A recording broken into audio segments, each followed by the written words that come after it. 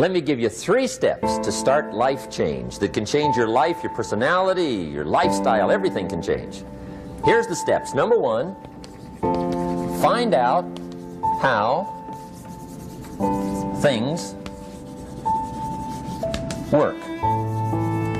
The first key to doing better is find out. To change your life, really, you need ideas. There isn't anything an idea can't change. And Schoff taught me the major problem is lack of an idea, not a problem. At first I didn't have any money. I said to Mr. Schoff, I don't have any money. He said, that's not a problem. Now see, up until then I always thought it was. Right? I was confused. He said, no, the problem is lack of an idea on how to create money and wealth. It isn't lack of money, it's lack of ideas. So if you get the ideas, so you can change anything. Now to get ideas, you need a constant study of finding out. Now Schoff also said, when you find out something that works, put the information in your journal. Don't use your head for a filing cabinet. Put it in your journal so that you can do the next best thing. Repetition, repetition, repetition. Go over it. And if you repeat it, go over it, sure enough, someday, some mysterious day, the idea takes root, starts to grow, and shows up in your bank account, and your dress, and your personality, and your lifestyle. But capture the ideas in your journal. Find out how things work. Schoff gave me this word for my life change. He said, study. Great word. If you wish to be successful, study success. If you wish to be happy, study happiness. If you wish to be wealthy, study wealth. Don't leave it to chance. Make it a study. Some people just go through the day with their fingers crossed. See, that won't do it. You've got to study the things that can change your economic, social, spiritual, personal life. Now here's a qualifying phrase, and we'll have several of these qualifying phrases throughout the seminar. Here's the first one. You may not be able to do all you find out. I understand that. You may not be able to do all you find out, but you should find out all you can do. See, you don't want to wind up at the end of your life and discover that you've lived only 1/10 of it. And the other 9/10 went down the drain. Not for lack of opportunity, for lack of information. So that's number 1, find out how things work. Now here's the best human virtue for finding out, curiosity. Make a note of that. Curiosity. Be curious. You might add a word to it that'll help. Childish curiosity.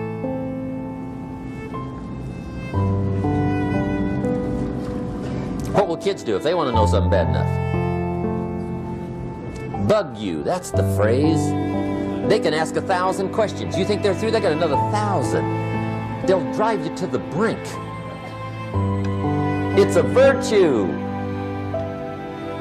When you gotta know, be like a child. In fact, Jesus, the master teacher, said, unless you can become like little children, you might as well forget it. You don't have a prayer.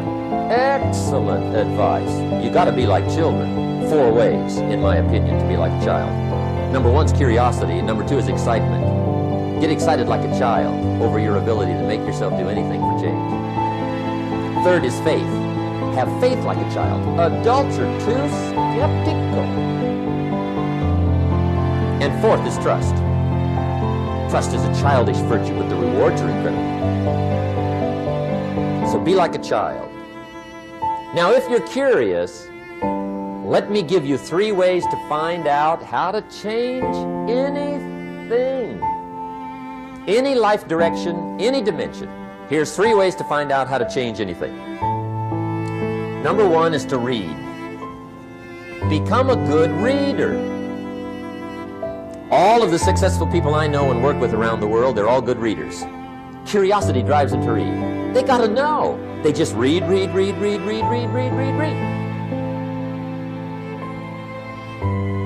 Become a good reader.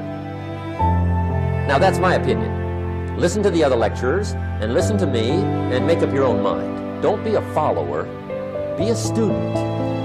Okay? I say, really, for life change, you gotta read. One way to learn is from your own experiences, but another way to learn is from other people's experiences. See, one book might save you 5 years if you read. Did you know there's books on how to be stronger, more decisive, be a speaker, be a leader, have a better effect on other people, develop your personality? Did you know there's books on that?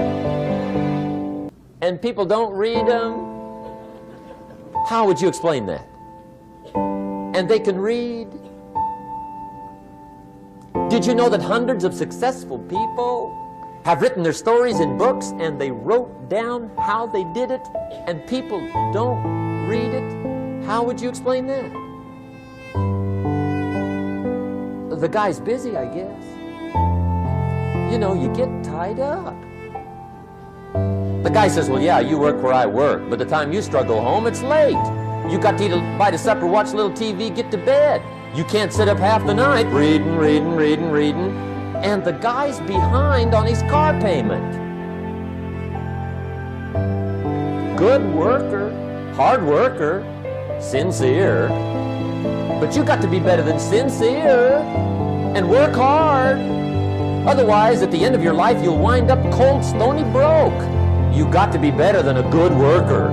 You got to be a good reader.